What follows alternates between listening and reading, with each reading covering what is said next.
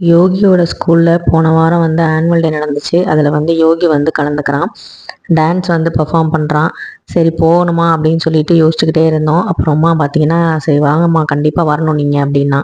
சரி ஓகே அப்படின்னு சொல்லிட்டு போனோம். நிலாவை பார்த்துக்கிட்டே அப்படியே போனோம். நல்லா வந்து டெக்கரேட்லாம் பண்ணியிருந்தாங்க. ஸோ வந்து பார்த்தீங்கன்னா, இவனுக்கு வந்து 4th ஸ்டாண்டர்டு எல்லாமே குரூப் டான்ஸ் தான் வந்து ஆட வைப்பாங்க. சோலோ பெர்ஃபார்மன்ஸ்லாம் கிடையாது. ஏன்னா நிறைய பிள்ளைங்க ஆடுறனால டைம் ஆகிடும் அப்படிங்கிறனால எல்லாமே வந்து குரூப் டான்ஸ் தான். ஃபஸ்ட்டு வந்து பார்த்திங்கன்னா ப்ரைஸ் டிஸ்ட்ரிபியூஷன்லாம் கொடுத்துட்ருந்தாங்க. அப்போ வந்து நம்ம ஸ்கூலில் வந்து நம்ம வந்து டான்ஸ் ஆடினது, நம்ம ப்ரைஸ் வாங்கினது இதெல்லாம் ஞாபகம் வந்துச்சு. எங்கள் ஸ்கூலில் எப்போவுமே நான் தான் வந்து வெல்கம் டான்ஸ் பரதநாட்டியம் தெரிஞ்ச ஆள் அப்படிங்கிறனால ஃபஸ்ட்டு நம்மளை ஆட விட்ருவாங்க சோலோவாக. அதெல்லாம் ஞாபகம் வந்துச்சு. அதுக்கப்புறம் வந்து பார்த்திங்கன்னா, போக போக வந்து ஒவ்வொரு டான்ஸையும் பார்க்கும்போது இந்த 2K கிட்ஸ் சாங்ஸை விட 90s கிட்ஸ் சாங்ஸ் தான் பார்த்திங்கன்னா அதிக கிளாப்ஸ் வந்து வந்த மாதிரி இருந்தது. என்ன தான் வந்து பூமர் அப்படி இப்படின்னு சொன்னாலுமே 90s கிட்ஸ் சாங்ஸை வந்து அடிச்சுக்க ஆளே இல்லை. அப்போல்லாம் வந்து ஆனுவல் டேக்கு வந்து பார்த்திங்கன்னா நம்ம டீச்சர்ஸ்க்கெலாம் வந்து மியூசிக் டீச்சர், டான்ஸ் டீச்சர்லாம் வந்து பார்த்திங்கன்னா ஒரு சின்ன வார்த்தை கூட தப்பாக இருக்கக்கூடாது அந்த பாட்டில். ரொம்ப வந்து பார்த்திங்கன்னா இயற்கை சார்ந்து இருக்கிற மாதிரி பாடல்களாக வந்து செலக்ட் பண்ணுவாங்க. இப்போல்லாம் அப்படி இல்லை, டபுள் மீனிங் பாட்டு தான் இருக்குது, வேறு வழி இல்லை. பிள்ளைங்க அது புரியுதோ புரியலையோ ஆடி தான் ஆகணும். பெருசானதுக்கப்புறம் தெரிஞ்சுப்பாங்க இந்த பாட்டுக்கான மானம் அப்படிங்கிறது.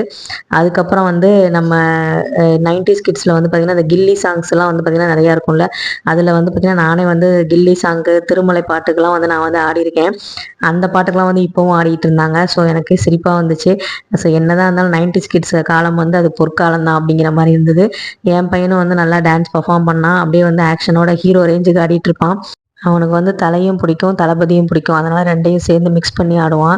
ஸோ லிப்ஸ்டிக்லாம் போட்டுட்டு மஞ்சள் கலர் சட்டை போட்டுட்டு டான்ஸ் ஆடுறது எனக்கு சிரிப்பாக வந்துச்சு. ஸ்டேஜை விட்டு இறங்கினோடனே கலாய்ச்சிட்டு இருந்தேன், என்னடா நாளைக்கு தைப்பூசம் வந்து என்ன பால் குடம் வைக்க போறியா, மஞ்சள் கலர் ட்ரெஸ் கொடுத்துருக்காங்க அப்படின்னு.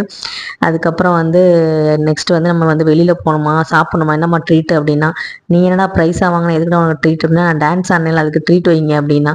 சரின்னு சொல்லிட்டு நம்ம வந்து அன்றைக்கி அந்த சமயத்தில் சைவம் தான் சாப்பிட்ற மாதிரி இருந்ததா, அதனால் பக்கத்தில் இருக்க ஒரு ஹோட்டலில் கூட்டிகிட்டு போய் அவனுக்கு பிடிச்ச மாதிரி பன்னீர் பட்டர் மசாலாவும் நானும் வந்து வாங்கி கொடுத்தேன். அங்கேயும் போனால் பார்த்தீங்கன்னா கார், அடுத்தவங்க நம்ம தான் கார் வாங்கிட்டோம், இருந்தாலும் மற்றவங்க காரை பார்த்து நம்ம கார் மாதிரியே பேர், நம்ம கார் மாதிரியே இருக்குது அப்படின்னு சொல்லிட்டு அதை வேற காமிச்சிட்டு இருந்தான். அப்புறமா நல்லா டின்னர் சாப்பிட்டு அங்கேருந்து கிளம்பிட்டோம். ரொம்ப வந்து சந்தோஷமாக இருந்தான். உங்களுக்கு 90s கிட்ஸ் சாங்ஸில் எந்த சாங் வந்து நீங்கள் ஸ்டேஜில் ஆடியிருக்கீங்க, இல்லை யாரோட ஃபேன் அப்படிங்கிறத கமெண்ட்டில் வந்து சொல்லுங்கள். நான் யாரோட ஃபேன்லாம் அப்போலேருந்தே கிடையாது, சின்ன வயசுலேருந்து எனக்கு ஃபேன்லாம் சொல்ல தெரியாது. எனக்கு வந்து எந்த படம் நல்லாயிருக்கோ அதை வந்து பார்ப்பேன். அதே மாதிரி நான் வந்து ஆடின பாட்டு எல்லாமே அதில் போட்டபோது எனக்கும் பழைய மெமரிஸ்லாம் வந்துச்சு. உங்களுக்கும் அந்த மாதிரி மெமரிஸ் வந்துருந்துச்சுன்னா கண்டிப்பாக இந்த வீடியோவுக்கு லைக்